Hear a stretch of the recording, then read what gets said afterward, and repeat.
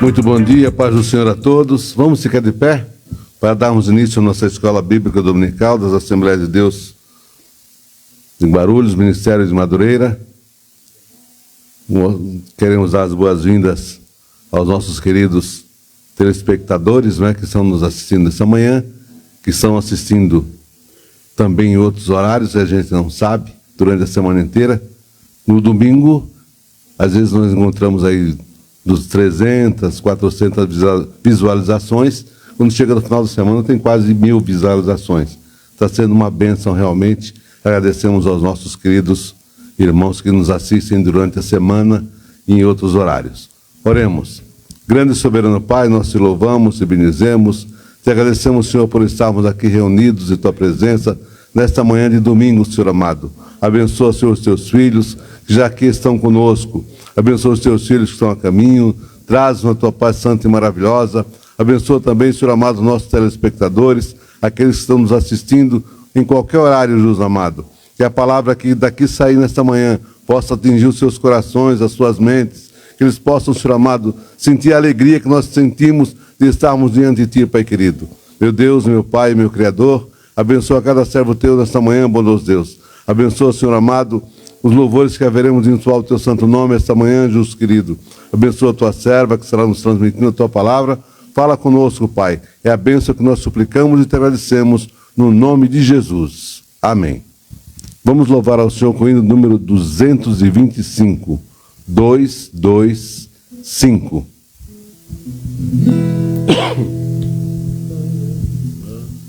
Na batalha contra o mal, ser valente, segue em marcha triunfal, ser valente. Olha o alvo que é Jesus, e a vitória te conduz. Oh, não deixes tua cruz, ser valente, ser valente, pelejando por Jesus, ser valente. Nunca rejeitando a cruz, firme sempre no amor, com indônito valor, cheios do Consolador, ser valente. Se o maligno te enfrentar, ser valente, lutarás sem recuar, ser valente. Seja aqui ou onde for, escudado no Senhor, cessarás o teu valor, ser valente, ser valente, pelejando por Jesus, ser valente, nunca rejeitando a cruz, firme sempre no amor, com indônito valor, cheio do Consolador, ser valente, o altruísmo com poder, ser valente, trago sem o mal temer, ser valente, aos caídos em redor, mostra-lhes um amor, e serás um vencedor, ser valente, ser valente, pelejando por Jesus, ser valente, nunca rejeitando a cruz, firme sempre no amor, com indônito valor, do Consolador, ser valente. O Evangelho a proclamar, ser valente. No Brasil, em terra ou mar, ser valente. Tua vida enobrecer, sempre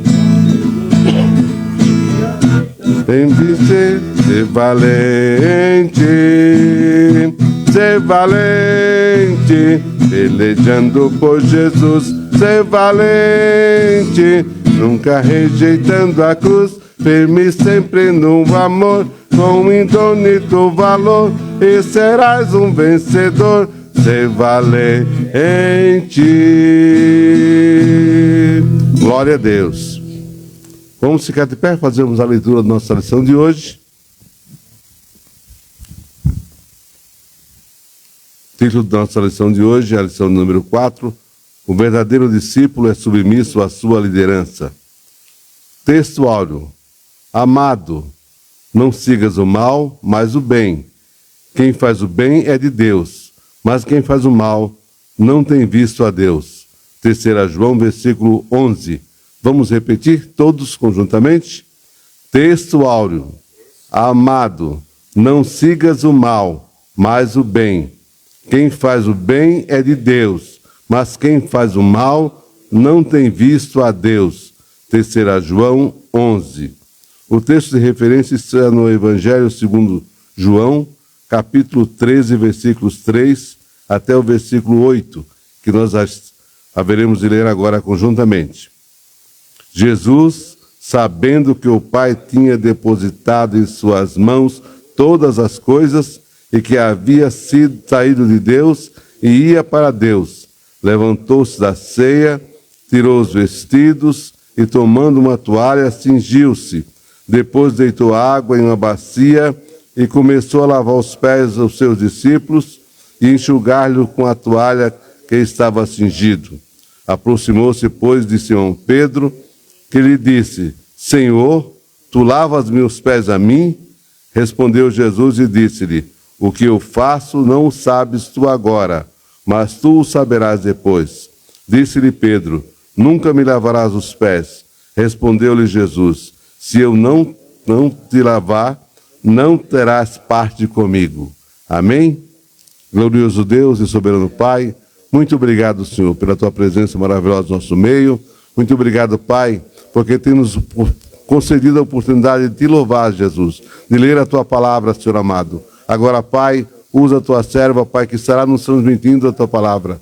Jesus, que essa palavra possa encontrar lugar em nossas vidas, Senhor. Possa encontrar lugar, Senhor, em nossos corações. Senhor, que essa submissão seja real na vida de cada um dos teus filhos, Pai querido. Pai santo e maravilhoso, nós te louvamos, te bendizemos e te agradecemos em nome de Jesus.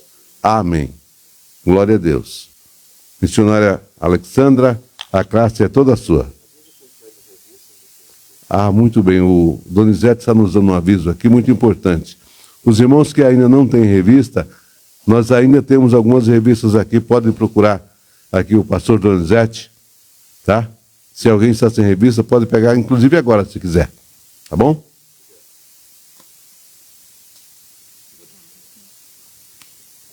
A paz do Senhor Jesus.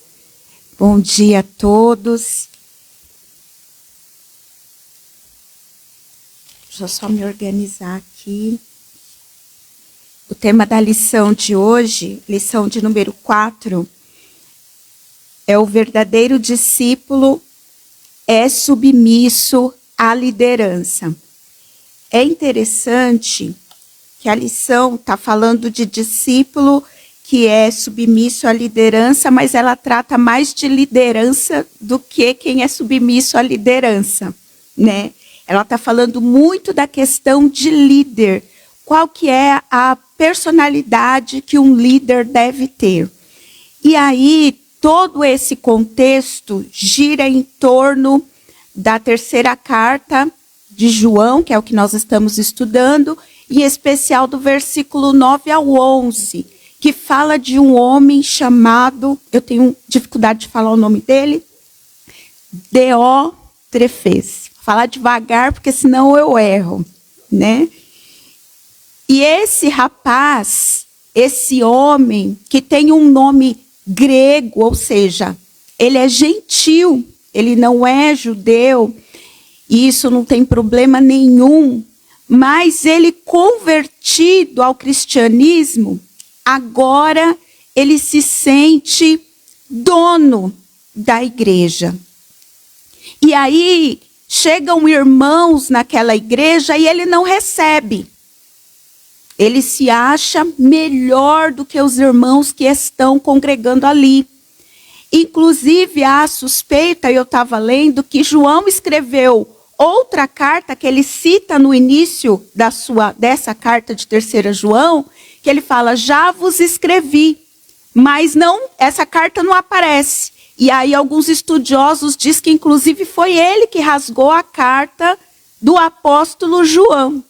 Então, você imagina quão pretensioso é essa pessoa de rasgar um documento histórico da igreja de um apóstolo que conviveu com João. E quando a gente destrói o legado de alguém, quando a gente destrói a produção de alguém, a gente tem uma intenção. E a intenção é o quê? Que o outro não apareça e que eu apareça. Então, isso revela muito da personalidade desse homem que, infelizmente, era um obreiro, era um líder da igreja. É triste falar isso, mas a gente convive. Se está na Bíblia, irmãos, tudo que está na Bíblia é útil para nós. Então, se está na Bíblia é porque existe.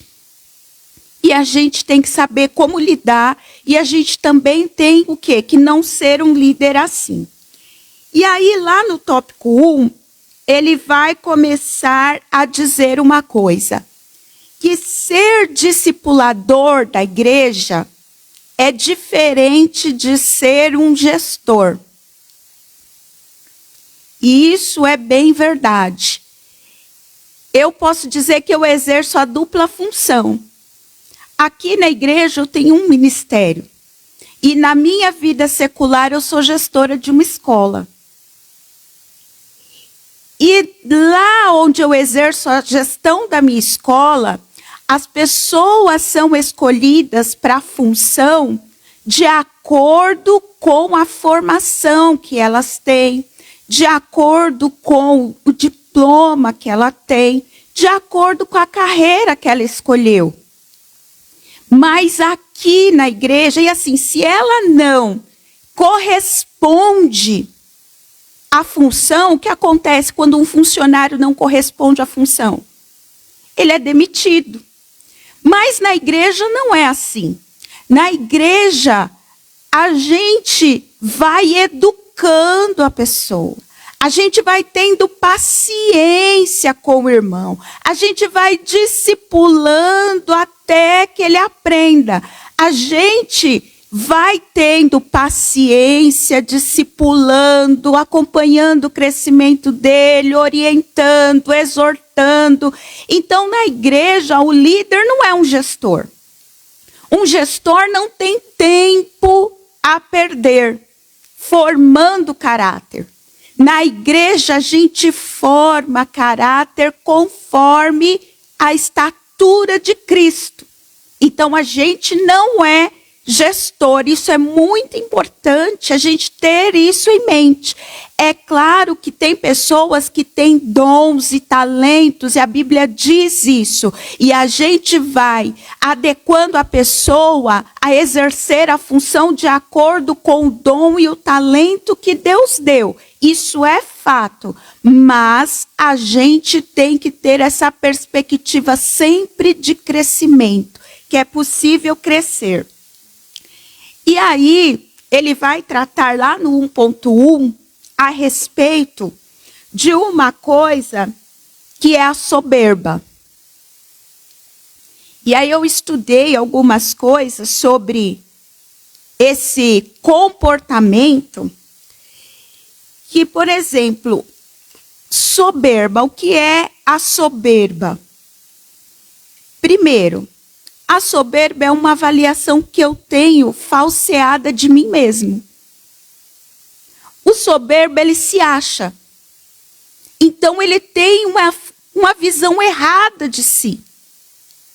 Ele se acha que ele é muito, que ele sabe muito, que ninguém é maior que esses. Lembra que eu falei que o Diótrefes, ele rasgou possivelmente a carta do apóstolo. Por quê? Porque ele se achava superior ao apóstolo. Então, ele tinha uma visão errada de si.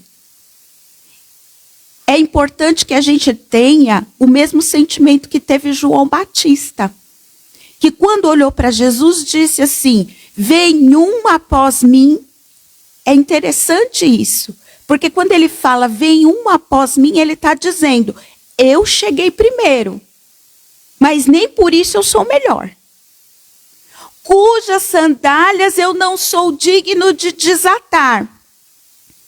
Mas importa que ele cresça e eu diminua. Então João Batista, ele se coloca na visão correta dele. O meu lugar não é o lugar de Cristo, mesmo que eu tenha chegado primeiro.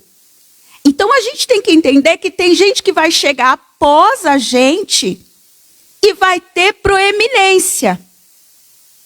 E a gente tem que estar preparado para isso. Muitas vezes não estamos. A gente fala assim, nossa, o fulano chegou agora e eu estou aqui tanto tempo e ele está exercendo uma função e eu estou aqui. Mas olha o que o João Batista diz. Vem um depois de mim, mas ele é melhor do que eu. E essas coisas acontecem. E a soberba é o quê? É altivez, é orgulho, é se sentir acima dos outros. E a Bíblia diz, lá em Filipenses, Paulo escrevendo que o quê? Nada a gente pode fazer por vanglória. Ou seja, querer a glória pra gente. Como diz o nordestino, minha mãe dizia, não querer se amostrar. Nada faça querendo se amostrar, mas faça por humildade. Cada um considere os outros superiores. Então, quando eu olho para a igreja, eu olho para o meu irmão e digo, meu irmão é superior. Meu irmão é superior. É isso que Paulo está ensinando. Que eu devo ter um olhar, não de superioridade, mas de humildade, considerando que o meu irmão é maior do que eu. E aí eu separei alguns versículos que falam sobre a soberba. Primeiro que a soberba é um caminho certo para a queda. Provérbios 16 e 18 diz assim, a soberba precede a ruína e o orgulho a queda. Então o que vem antes da ruína? A soberba. O que vem antes da queda? O orgulho. Então é um caminho certo. O soberbo, o orgulhoso tem um trajeto que vai acabar na ruína e na queda. Provérbios 13, 10 diz que da soberba só provém contenda, briga. É isso que está acontecendo na igreja. Imagina os irmãos, João não relata aqui, mas imagina os irmãos chegando para congregar e o Diótrefes falando assim, não, você não pode entrar na minha igreja. Isso vai gerar um clima do quê? De indignação, de contenda, um clima de insatisfação. Então, a soberba, ela gera muita contenda, porque ela gera insatisfação. Quem aqui já não olhou para alguém e disse assim, nossa, mas aquela pessoa se acha? Ou não? Na França, né? A gente olha, é um comportamento feio. Ele repele as pessoas. A gente não consegue nem se aproximar das pessoas, porque a gente se sente tão diminuto, que a gente fala assim, ai, não vou nem chegar perto daquela pessoa, porque ela é boa demais para eu conviver com ela. Quando, na verdade, não é a realidade. 1 João 2,16 diz assim, porque tudo que há no mundo, o que há no mundo? Concupiscência da carne, ou seja, o desejo desenfreado da carne, a concupiscência dos olhos e a soberba da vida não é do Pai. Então, esse comportamento não vem de Deus, mas é do mundo. Se a gente está soberbo, a gente está mundano.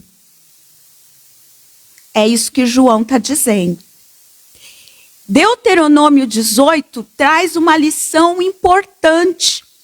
Ele diz assim, se um profeta profetizar e não se cumprir, é porque o profeta profetizou de acordo com a sua soberba. E eu já vi muita gente que chega num lugar e as pessoas têm uma expectativa que ele traga uma palavra, que ele traga uma profecia, que ele traga uma revelação, e às vezes Deus não deu. Mas para atender a expectativa, ele inventa uma. E isso é o quê? É a soberba do profeta, porque ele não tem a humildade de dizer: hoje eu não tenho nada para entregar. Hoje eu não tenho nada para dizer. Mas eu não posso ficar para trás. Então eu vou inventar alguma coisa para entregar, para satisfazer a igreja e a igreja me reconhecer como profeta. E aí lá em Deuteronômio está dizendo, a régua é, cumpriu ou não cumpriu? Se cumpriu, foi de Deus. Se não cumpriu, além de ser mentira, foi fruto da soberba.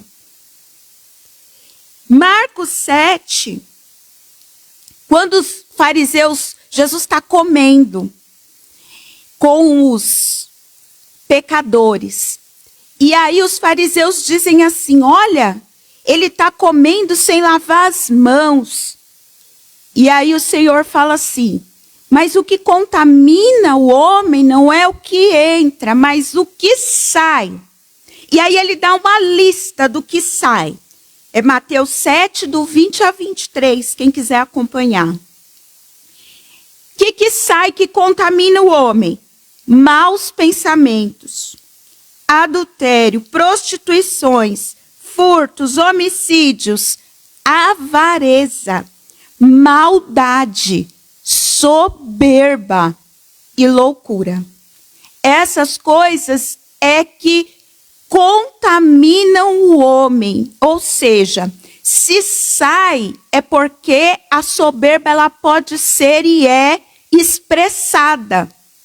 Tudo aqui que Jesus deu nessa lista, ele está dizendo sai, se exterioriza. Então a soberba ela não fica dentro da pessoa, ela exterioriza, ela denuncia através do seu comportamento que ela é aquilo. Entende?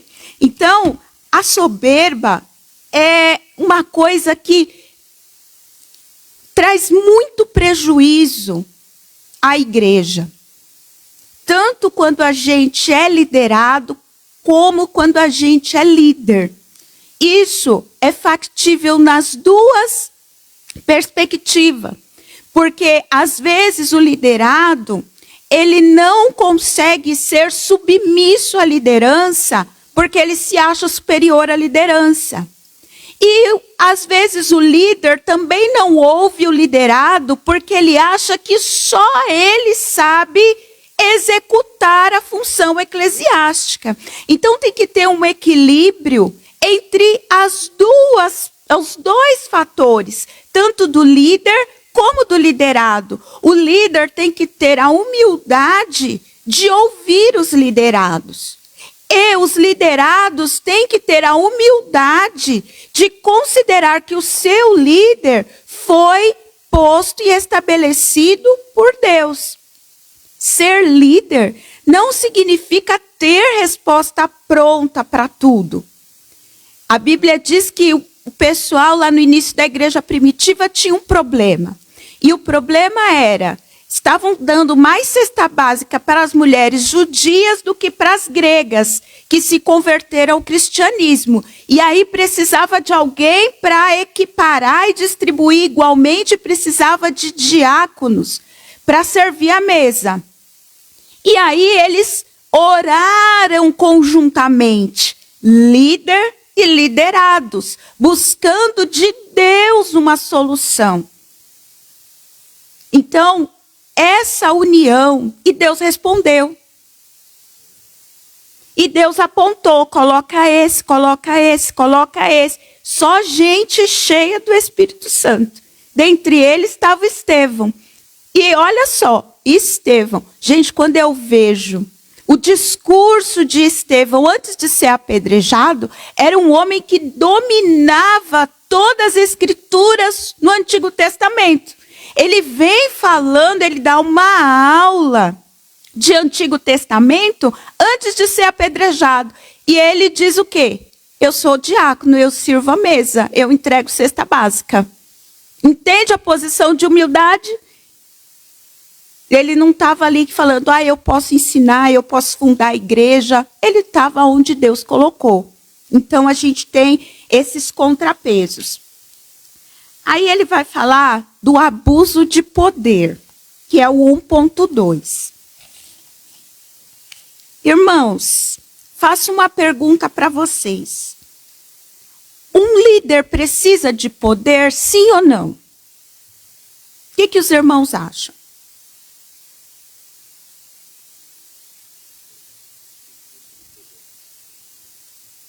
Poder. Autoridade. A irmã Nália está falando que sim. O irmão Reinaldo também. Sim, precisa de poder. Vamos ver o exemplo de Jesus. Jesus era um líder, sim ou não? Jesus tinha poder, sim ou não? Então, um líder, se o nosso molde é Jesus, um líder precisa de poder? Jesus tinha tanto poder no seu ministério que estava todo mundo, de repente, descansando, acampado. Aí Jesus dizia assim, vamos, levanta todo mundo e vamos passar para outra margem.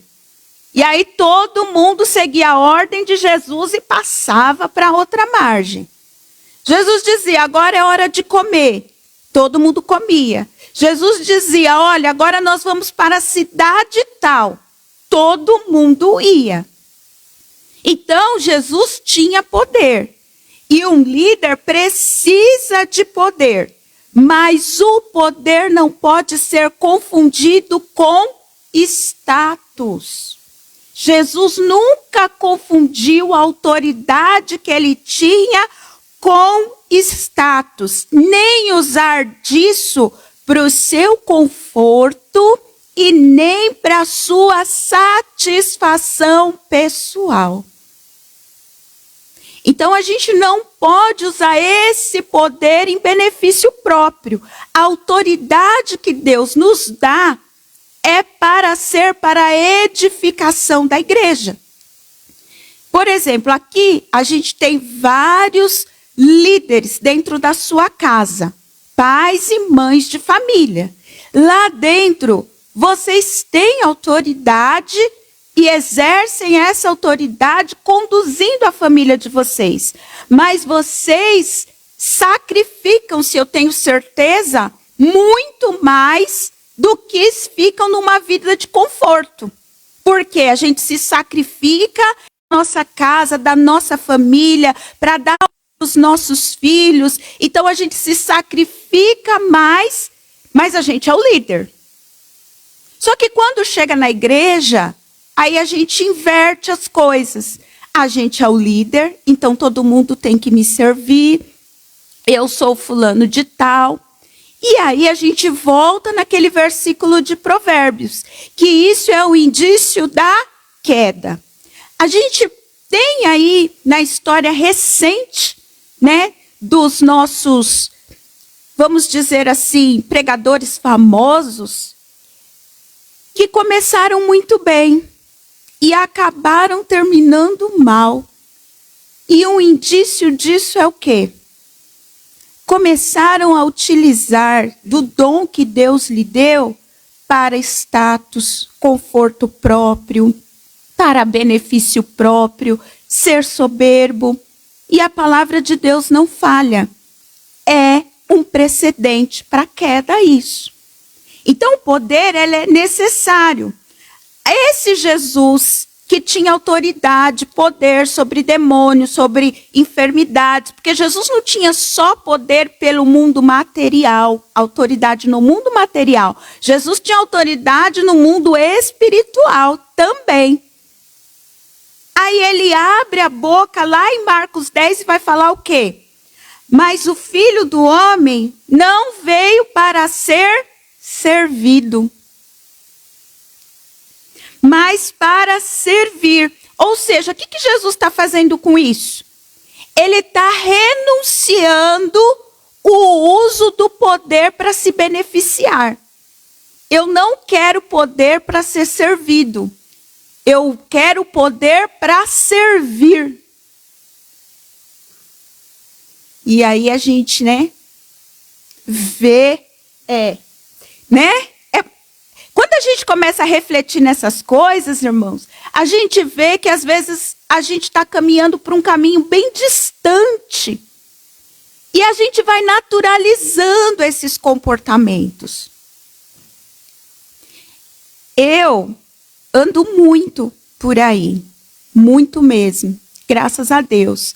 E não falo isso com vanglória, trago isso como um testemunho. Mas, irmãos, às vezes eu recebo algumas ligações que me deixam confusas. Outro dia, uma irmã me ligou de outro ministério e ela queria que eu fosse pregar na igreja dela. E aí ela fez a seguinte pergunta: a irmã é o quê? Aí, nessa época, eu ainda não tinha sido consagrada como missionária. Mas antes de tudo, mesmo sendo, eu continuo sendo servo. E eu falei para ela, eu sou serva de Deus. A irmã é diaconisa, é missionária? Eu falei, não, irmã, eu sou uma serva de Deus. Aí ela desligou o telefone na minha cara. Então, assim, essas coisas eu não entendo. Por que as pessoas querem te levar ao erro? Normalmente, isso é regra, não é exceção. A primeira pergunta que me fazem é, tem agenda para o dia tal? E a segunda pergunta é, quanto você cobra? E se eu dou preço para aquilo que não tem preço, eu estou exercendo o quê? Conforto em benefício próprio. Utilizando daquilo que Deus me deu para me beneficiar. Mas eu não vim para me beneficiar, eu vim para servir. E eu tenho uma compreensão muito diferente disso. Eu entendo que a palavra de Deus não tem preço. E aquilo que não tem preço, a gente não estabelece. A gente não coloca na tabela quanto custa.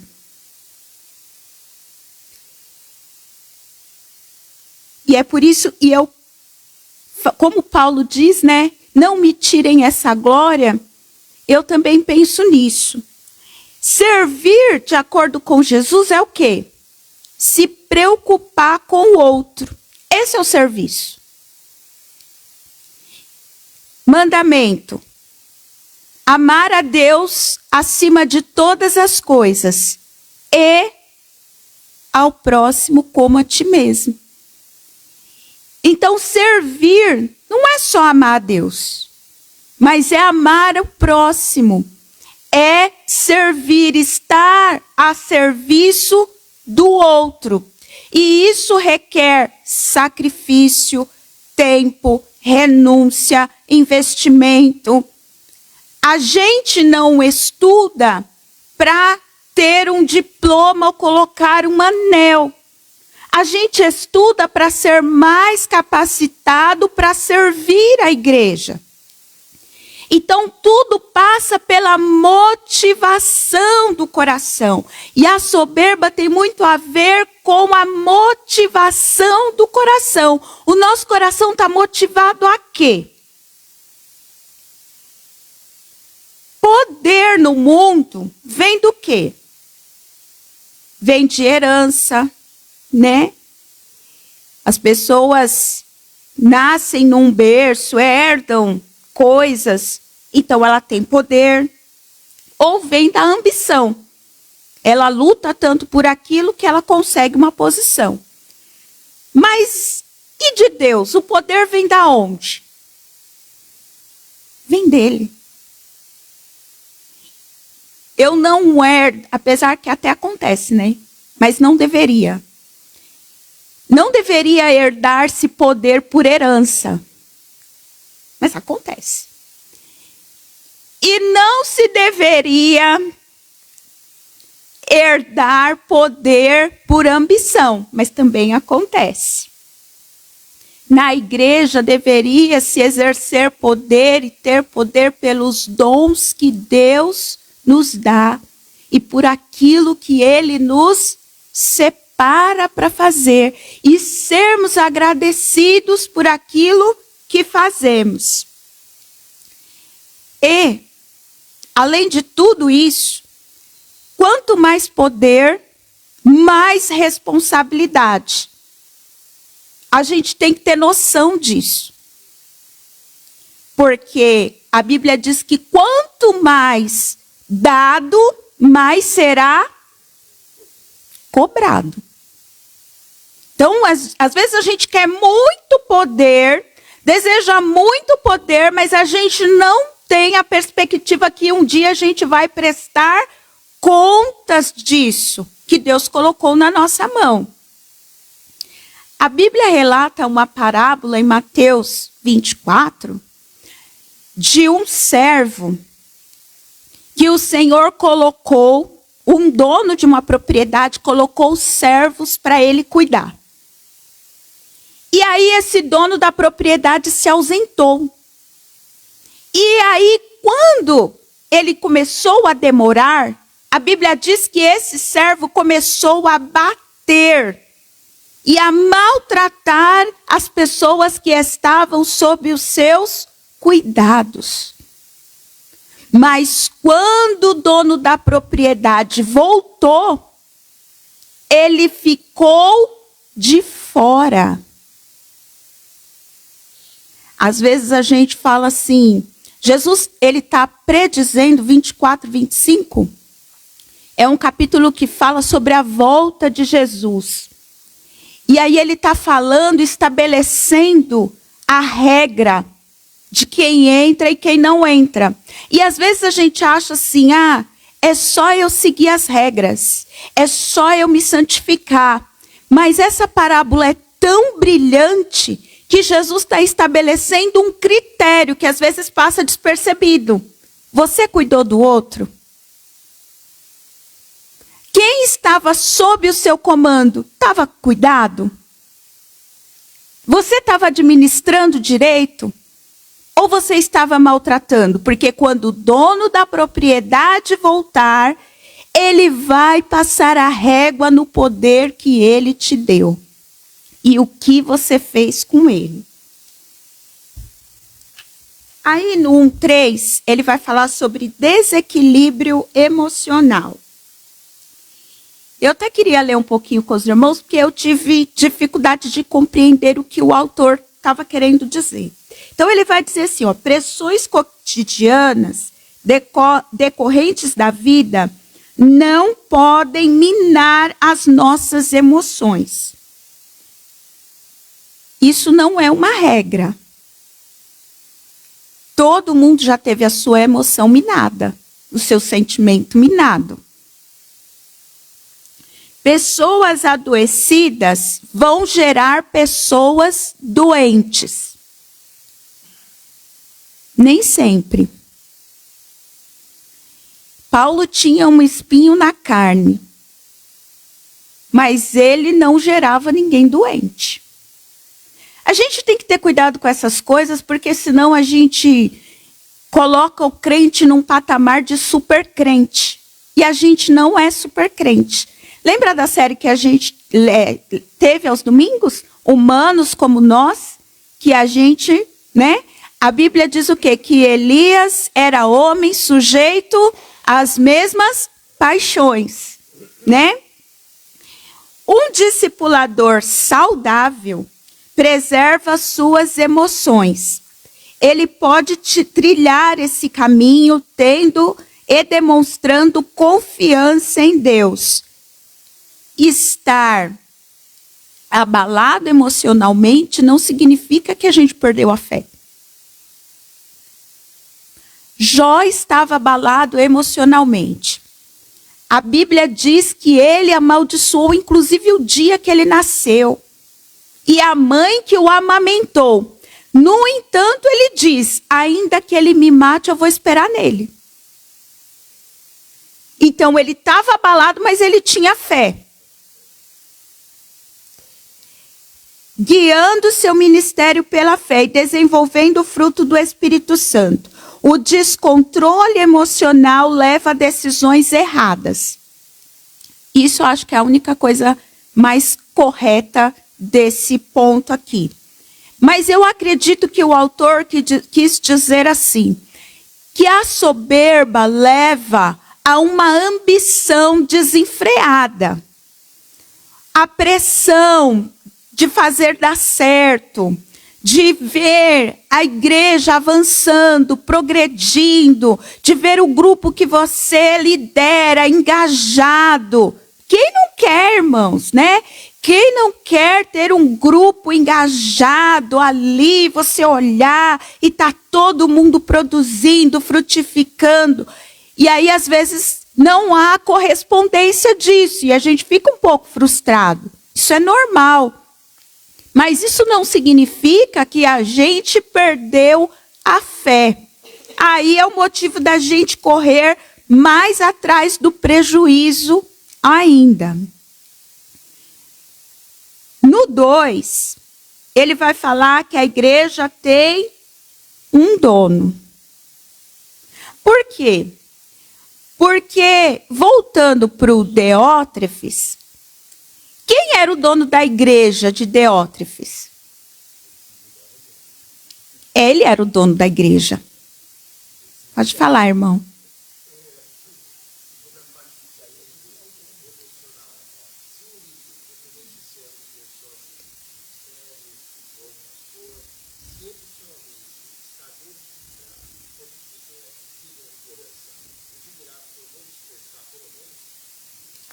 Sim, tem consequências, né? Tem consequências. Um líder, ele tem que esconder ao máximo as suas emoções, para que os seus liderados não percebam, né? Ele sempre tenta manter um sorriso, eu estou falando com pastores aqui, está o pastor Américo, o pastor Adalberto aqui, outros líderes que tentam o quê? Não, vamos focar aqui. Mas tem horas que a gente tem que saber a hora também de pedir ajuda. Por isso que a Bíblia diz que a gente deve o quê? Dividir as nossas cargas uns com os outros. Porque tem hora que você tem que pegar a carga e falar, me ajuda a carregar porque ela está demais. Porque se a gente segue nesse caminho, e isso até beira a soberba, né? Eu não vou contar, o que eles vão achar de mim? Se eu contar que eu estou com esse problema, eles vão achar o quê? Eu sou o líder, eu não posso demonstrar essa fraqueza. E aí, sim, gera prejuízo, sim, né? Reflete na igreja, sim. Não é vergonha a gente chegar e pedir oração para a igreja. Eu estou preocupada, eu estou triste, eu estou angustiada, eu tenho uma questão, eu preciso de oração, isso está me afligindo. Não é pecado. Quantas vezes eu cheguei aqui para os irmãos e pedi oração e disse que estava preocupada, que eu estava com medo, que eu estava receosa. E o Senhor ouviu a oração da igreja. E eu tive vitória. Né? Porque aqui não tem ninguém suprassumo, não tem ninguém que seja elevado demais. Mas esconder a ponto de trazer prejuízo é sim querer ter uma visão errada de si mesmo, né? E passar uma visão errada de si mesmo. Aí é soberba, exatamente.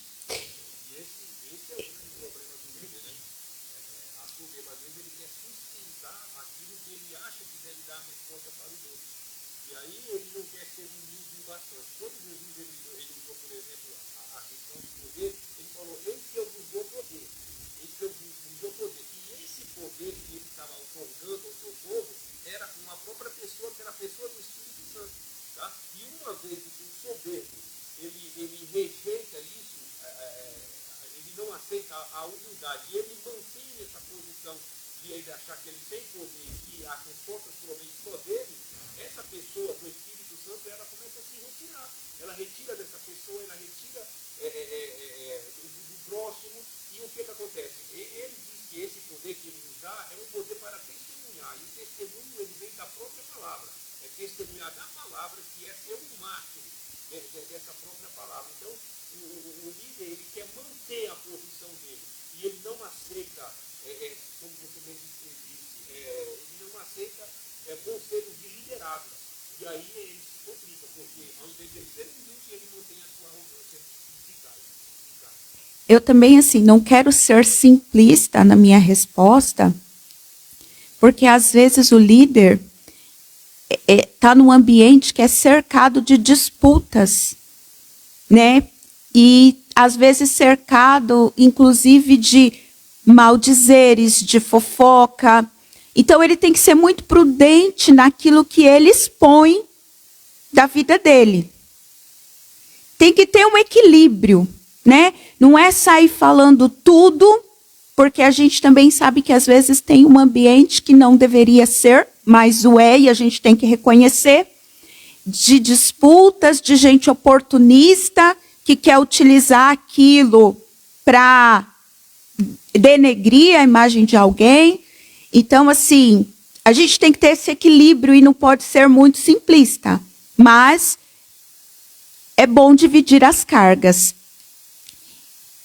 Eu vejo assim, meu marido foi pastor, dirigente de uma congregação, e eu vejo assim que o líder dirigente de uma congregação é muito solitário, né?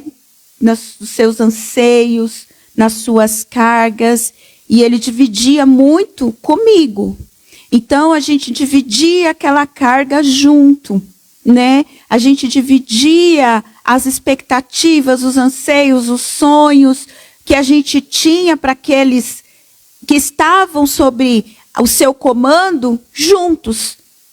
E às vezes a gente via alguma situação que deixava a gente triste, frustrado, mas a gente não podia, porque se a gente vê uma pessoa que já está fraca na fé e a gente vai lá e fala, olha isso, a gente acaba. Então, eu não quero ser simplista porque é muito complicado, é uma situação que leva muito tempo e a gente tem que ter muito cuidado no trato com as pessoas, né? Então, assim, às vezes a pessoa pode até achar, olha, o pastor ou o líder falou assim comigo porque ele se acha melhor do que eu. Ele não vai entender aquilo como uma advertência. Então a gente tem que ter muita humildade, muito tato, muito jeito para falar, porque cada cabeça é um mundo. De repente, o que eu digo por irmão Márcio, ele interpreta de um jeito. O que eu digo por irmão Donizete, ele interpreta de outro. Quem aqui nunca esteve numa conversa que cada um entendeu de um jeito? Um achou normal, o outro ficou bravo.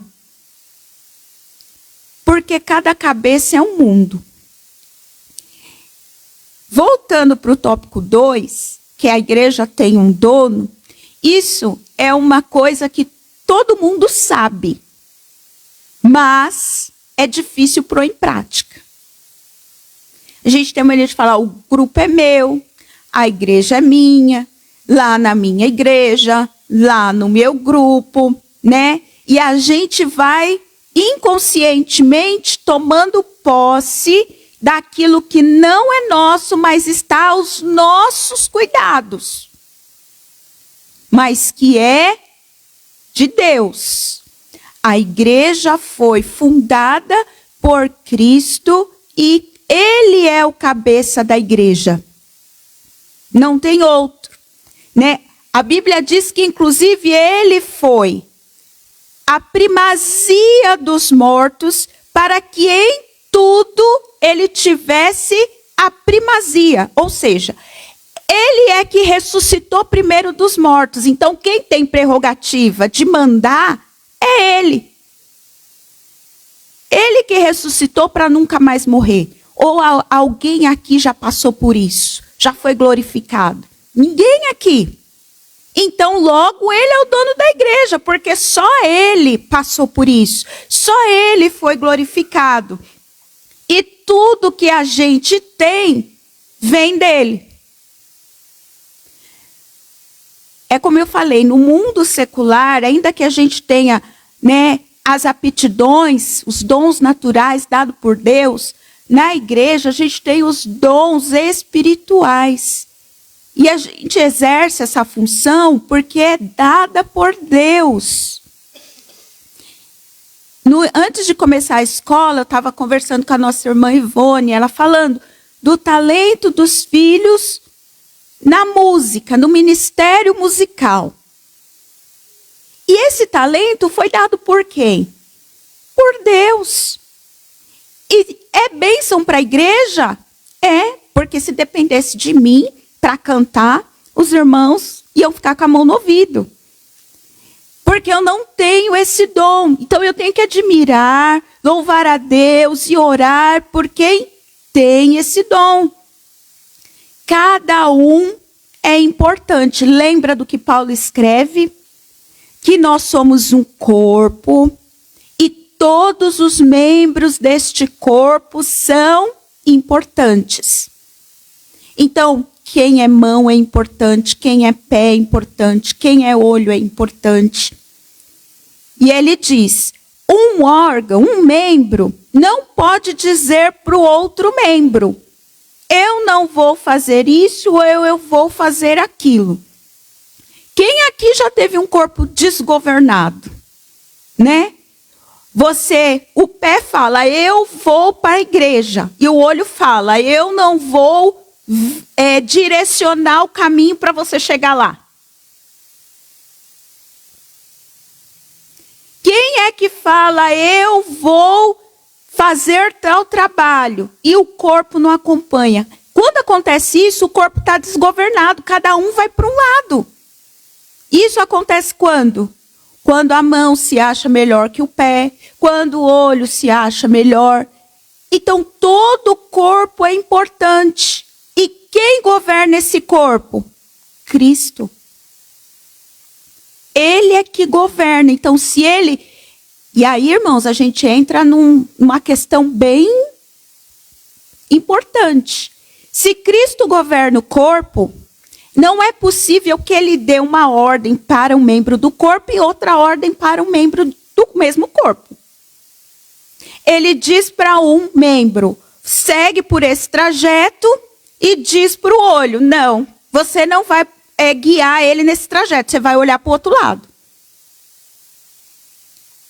Se Cristo governa o corpo, a orientação dele é uma só e todo o corpo deve seguir. Se todo o corpo não está andando junto, alguma coisa está errada. Alguém está fora do lugar, porque Cristo dá uma ordem só. E tudo vem dele. Tudo vem dele. Então a gente tem que reconhecer que o poder pertence a Deus e ele dá graciosamente para nós. Eu já contei para os irmãos que uma certa vez eu estava, era noite já, e eu falei para o Benjamin dormir. Ele acorda muito cedo. E como os irmãos sabem, ele é autista, toma algumas medicações, então ele precisa dormir cedo para conseguir ir para a escola no outro dia. E ele não queria dormir. Aí ele começou, né? Eu não quero dormir, eu não quero dormir. E aí ele falou, eu queria ser Deus. Porque aí eu ia mandar em você. O que ele estava dizendo? Eu vou ter poder e eu ia exercer a minha autoridade sobre você. Aí eu falei para ele assim, então, Deus você não pode ser. Você sabia que ninguém pode tomar o poder de Deus? A Bíblia diz que ninguém pode tomar o poder de Deus. Então você não pode tomar o poder de Deus. Você não é Deus. E é importante a gente dizer isso para as nossas crianças. Porque tem muita gente que cresce achando-se pequenos deuses. E eu falei para ele, você não é Deus. Deus não pode tomar o poder dele. E aí ele olhou para mim com aquela carinha e me ensinou uma lição maravilhosa. Porque ele olhou e falou assim: eu não posso tomar, mas se eu pedir, ele me dá? Eu falei assim: a igreja vive disso. A gente não toma o poder, a gente pede e Deus distribui. É assim que a igreja vive. A gente não usurpa nada de Deus, tudo vem dele. A gente pede e ele dá. A gente pede e ele capacita. Isso é igreja. Tudo vem dele. Então, se você canta porque Deus te deu. Se você prega porque Deus te deu. Se você ensina porque Deus te deu. Se você oferta, ninguém fala desse dom, né? Mas se você é generoso em ofertar, foi porque Deus te deu. Então, tudo vem de Deus. E indo para o 3, ele diz assim, que o discípulo serve propósito. Eu acho que o maior propósito de um discípulo é servir. Você segue a Cristo para servir. E Jesus deixou isso muito expresso na sua palavra. Ele diz, inclusive, assim: se a gente está disposto a ser o último, então a gente está preparado para ser o primeiro. E o que a gente faz? A gente inverte a ordem, né? A gente quer ser o primeiro em tudo. Lembra dos discípulos brigando? Eu acho assim de uma falta de noção. Jesus está prestes à última semana de Jesus antes da crucificação. A última. E Jesus vem a semana toda dividindo a sua angústia. E aí ele olha para um canto e os discípulos estão brigando. Eles estão brigando porque eles querem saber quem vai ser o maior no reino de Deus. Um está dizendo, olha, deixa eu sentar à sua direita. O outro está dizendo, deixa eu sentar à sua esquerda. Tipo assim, o senhor vai morrer mesmo, mas eu quero saber e depois. E aí Jesus fala assim, que eles não precisam se preocupar. Primeiro porque eles não têm a prerrogativa de beber o cálice que Jesus ia beber. Está dizendo, o trono é meu, porque quem vai beber esse cálice aqui sou eu. Mas quem quiser ser o maior, vai ter que ser o menor. Então, no reino de Deus existe esse paradoxo. O menor é o maior. Quem é o último é o primeiro. Quem perde a vida, acha a vida. Tem esse paradoxo que é o contrário do que a gente vê. A gente quer ser o espertão, o que tem sucesso em tudo, o que entende tudo. E o Senhor está falando, quem é o último, quem dá o lugar aos outros, vai ser o primeiro.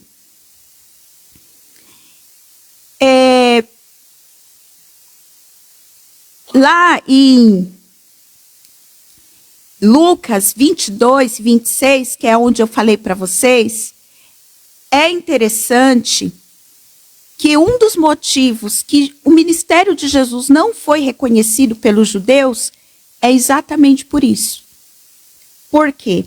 Jesus disse assim para os seus discípulos, quando eles estavam brigando, esses reis que vocês acham notáveis, eles exercem a tirania.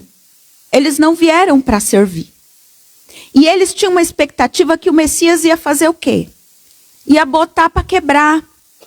Que o Messias ia derrubar o Império Romano. Ia fazer o povo, triunfar, vencer esse jugo do Império Romano. Mas Jesus não veio para isso. E a expectativa deles foi frustrada e eles não reconheceram como Messias. Por quê? Porque eles diziam, um líder que diz que é filho de Deus não pode se comportar desse jeito. Um líder que é filho de Deus tem que se aparecer. Esse homem não quer se aparecer. Esse homem juntou 12 caipiras no mar da Galileia e fica andando com eles para cima e para baixo. Ele podia ter escolhido a nata, ele podia ter escolhido as pessoas que eram do centro de Jerusalém, que era o centro religioso, mas ele vai lá para o interior da Galileia escolher 12 caipiras para andar com ele. Ele não é o Filho de Deus. Só que Jesus, ele deu ouvido a esses comentários? Quantas vezes falaram? Já começou pelo diabo na sua tentação, né? Se você fosse filho de Deus, e isso virou a vida de Jesus inteira, todo o ministério dele. Fariseu dizia, se ele fosse filho de Deus, ele não comia com pecador. Se ele fosse profeta, ele não estava aí deixando essa mulher chorar nos pés dele. Se ele fosse, e Jesus não estava preocupado em provar nada para ninguém. Ele só era Jesus. Ele não estava preocupado, né, de ser superior em nada disso, né? Então, servir já começa pelo que a apresentação. Quando a gente abre as cartas do Novo Testamento, a gente sempre vai ver os apóstolos que escreveram se identificando como servo, cooperador. E hoje a gente vê o quê? Primeiro vem o apóstolo, o isso, o aquilo. Muda o nome, porque tem que ter um nome marqueteiro, né?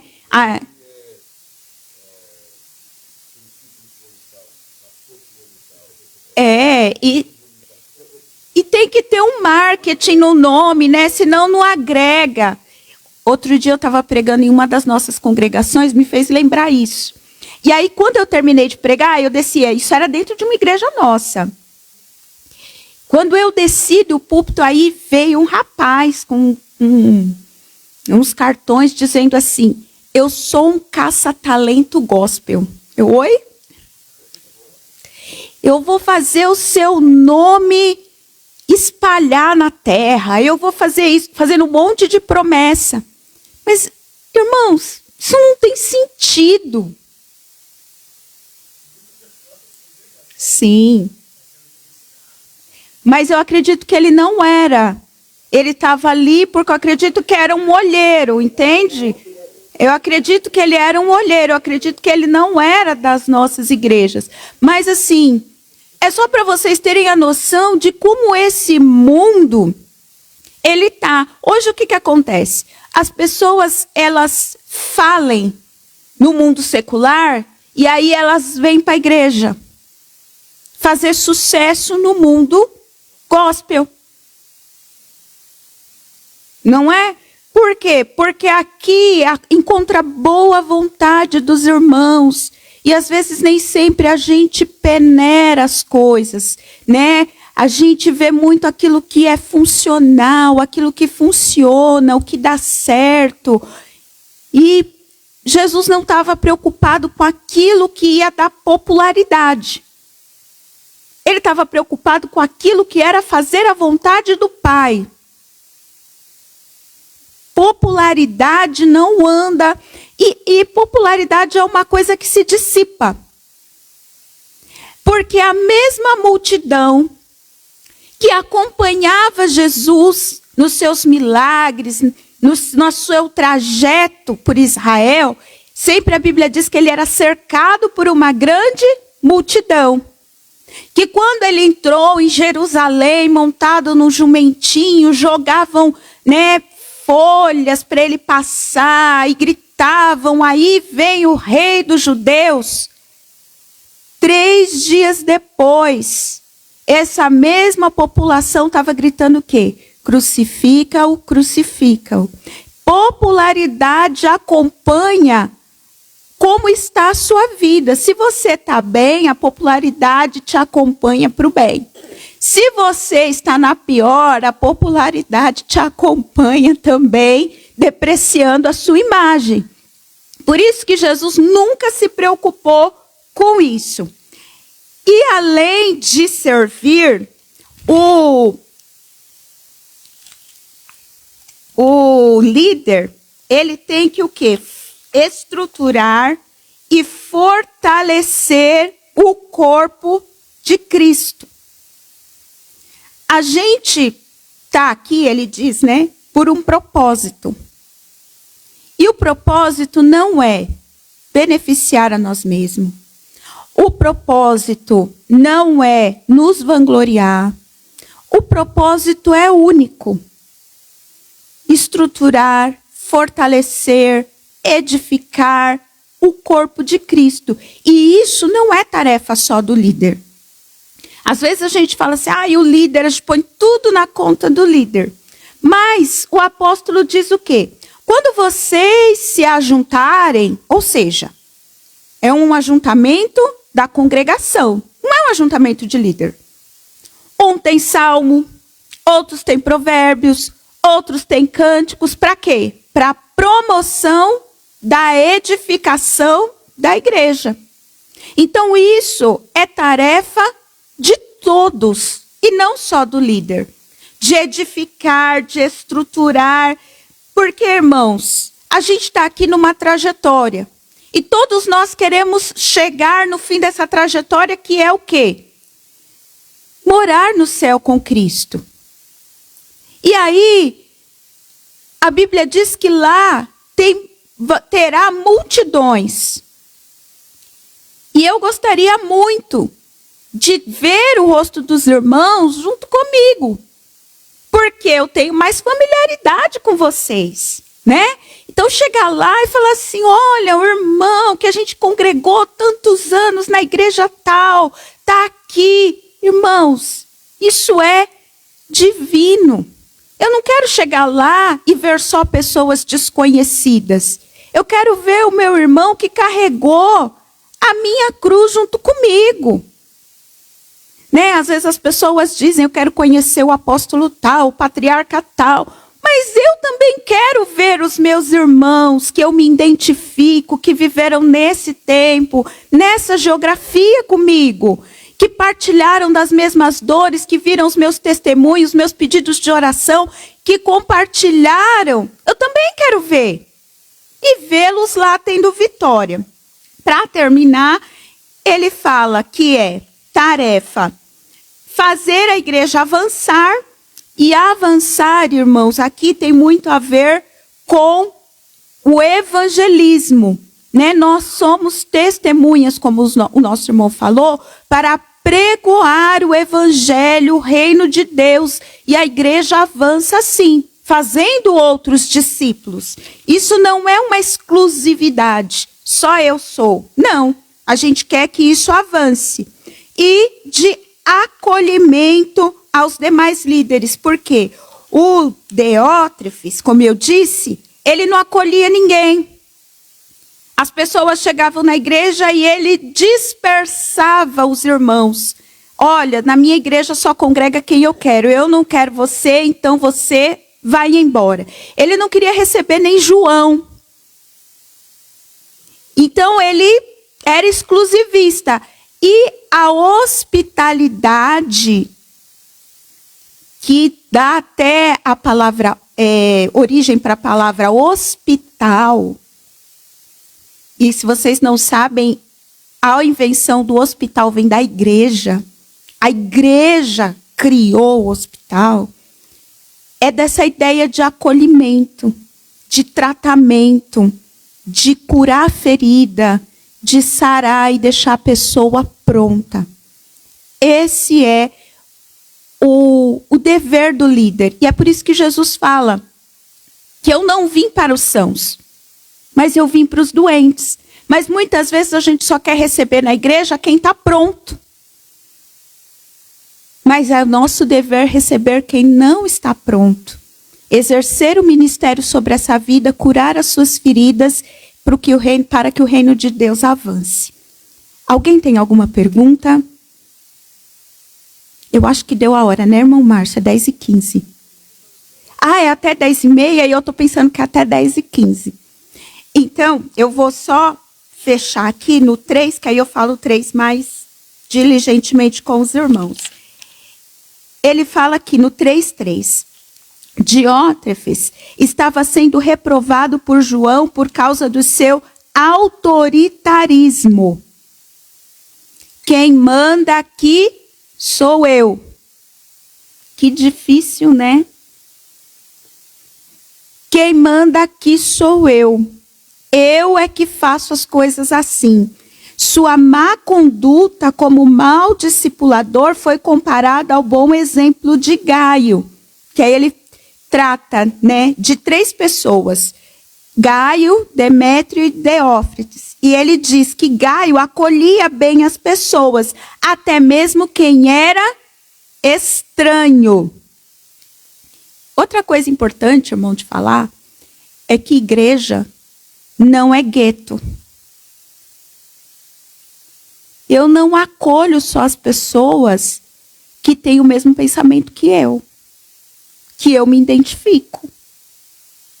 Igreja não é gueto. Por isso que a gente tem que sair e cruzar fronteiras. Para fazer mais discípulos. Porque eu só não acolho quem é igual. O maior exemplo disso é Jesus. Jesus era Deus. Se ele fosse acolher só quem era igual, ia ficar só o Pai, o Filho e o Espírito Santo. Mas aí ele se diminui e vem acolher o quê? A gente, que é bem distante do que é Deus. Então, igreja não é gueto, eu só não pego quem é. A gente faz umas escolhas assim. A gente faz, gente. Eu me identifico. Identificar é uma coisa, irmãos. Desprezar é outra. Às vezes a gente se identifica pelo exercício de um ministério, pelo exercício de uma profissão. A gente se identifica, né, por amizade, por idade. A gente se identificar é uma coisa, desprezar é outra coisa. Né? Por exemplo, eu posso me identificar com alguém que exerce a mesma profissão, mas eu não vou chegar aqui e desprezar o irmão, me sentir melhor que ele. Não é isso, né? E aí ele diz assim, a hospitalidade é uma das marcas do cristianismo. A gente foi acolhido por Cristo. A gente é acolhido por Cristo. É o Senhor Jesus que diz, aquele que vem a mim, de maneira nenhuma eu lançarei fora. Isso é o quê? Acolhimento. Isso é o quê? É pegar e guardar e acolher. Eu não vou lançar fora, eu não vou desprezar. E ele está dizendo aquele quem? Aquele que tem pecado, aquele que tem um monte de problema na vida. Eu gosto de Davi, porque ele tem muitos defeitos, mas ele tem muitas qualidades também. Ele está numa situação difícil. Muito difícil. Sendo perseguido por Saul, dentro das cavernas, correndo perigo e tudo mais.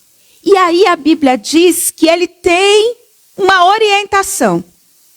Começou a pegar todo homem em desespero, angustiado, endividado, e fez desse povo um exército e ainda colocou o nome de valentes.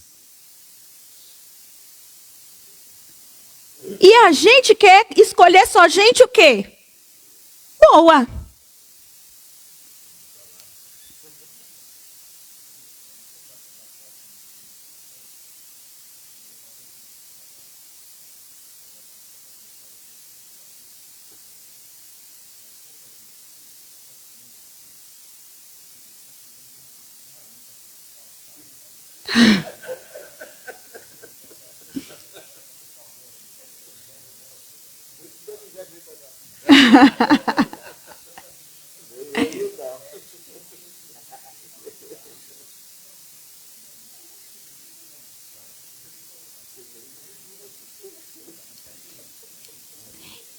Fez me lembrar quando eu era nova convertida. Hoje eu não escuto mais muito isso, pastor. Mas quando eu era nova convertida, eu lembro que tinha muito um tal de que Deus ia balançar, ia chacoalhar a figueira e um monte de gente ia embora. Aí eu tinha muita dificuldade, porque eu falava assim, mas Deus vai mandar as pessoas embora por quê?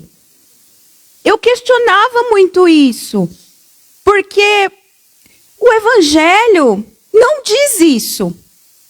É claro que o salmista vai dizer que aquele que usa de engano não permanece na congregação dos justos. Mas dizer que Deus vai criar uma situação para um monte de gente cair, eu ficava muito confusa com isso, irmãos. Porque o acolhimento, a transformação, aqui é o local da transformação. Se a gente não espera que as pessoas sejam transformadas aqui, não é no mundo que ela vai ser transformada.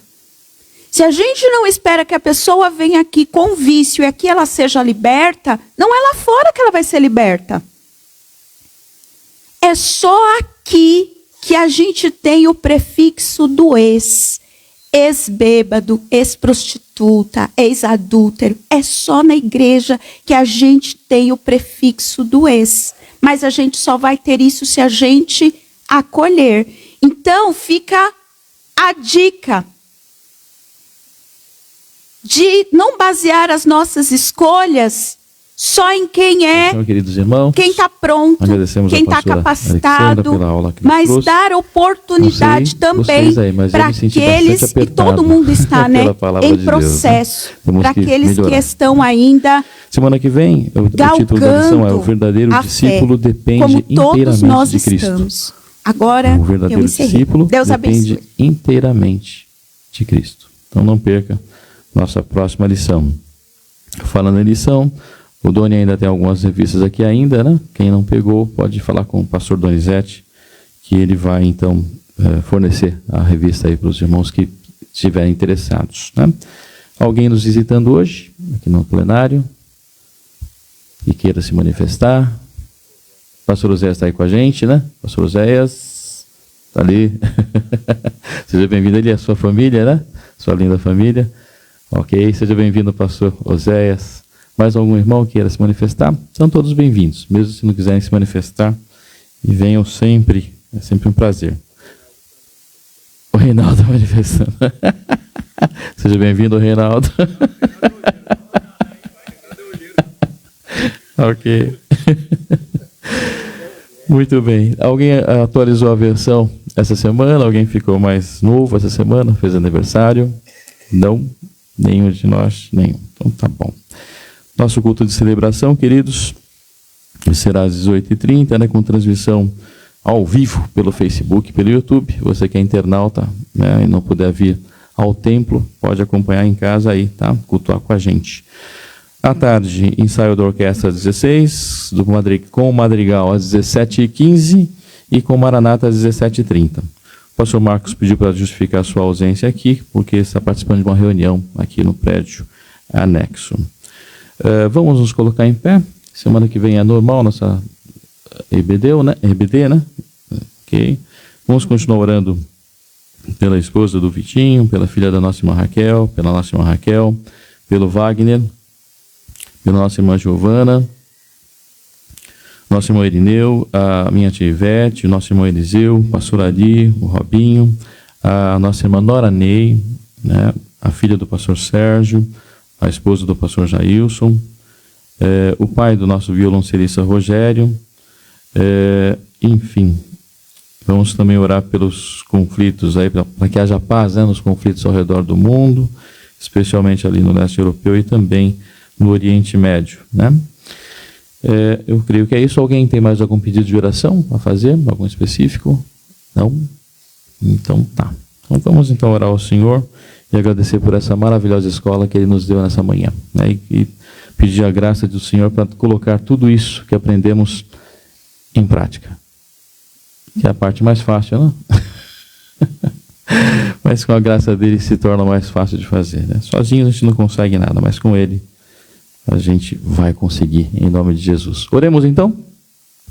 Meu Deus e meu Pai, nós somos gratos a Ti por mais essa escola que o Senhor nos deu, por esse assunto tão pertinente, tão maravilhoso para nosso enlevo espiritual e para a nossa edificação, Pai. Obrigado pela vida da pastora Alexandra, pela instrumentalidade dela, que o Senhor possa continuar usando a sua serva, ó Deus, para edificar o teu corpo, Pai, que somos nós. Pai, abençoa, Senhor Jesus, os demais trabalhos que haverão durante o dia, os ensaios, o culto, ó Pai Celeste, logo mais às 18h30, os pedidos que nós citamos aqui. Pedimos que o Senhor possa atenuar e, ó Pai Celeste, trazer o alento, ó Pai Celeste, aos nossos irmãos que estão enfermos, ó Pai, curando aqueles que o Senhor já designou de antemão que o fará, e que o Senhor possa abençoar grandemente o Pai Celeste, a cada um deles que foram citados aqui, que o Senhor possa curá-los, em nome de Jesus, e nós repreendemos toda e qualquer enfermidade em Teu nome. Pedimos também, Senhor Jesus, que o Senhor abençoe também e traga paz aos conflitos ao redor do mundo, Pai, principalmente ali, ó Deus, no leste europeu e também ali no Oriente Médio. Que a Tua paz, ó Pai Celeste, volte a reinar naquele lugar, ó Pai Celeste, que o Senhor possa trazer a paz, ó Deus, a todos os conflitos ao redor do mundo.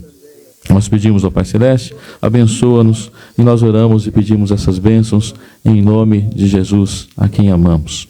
Amém.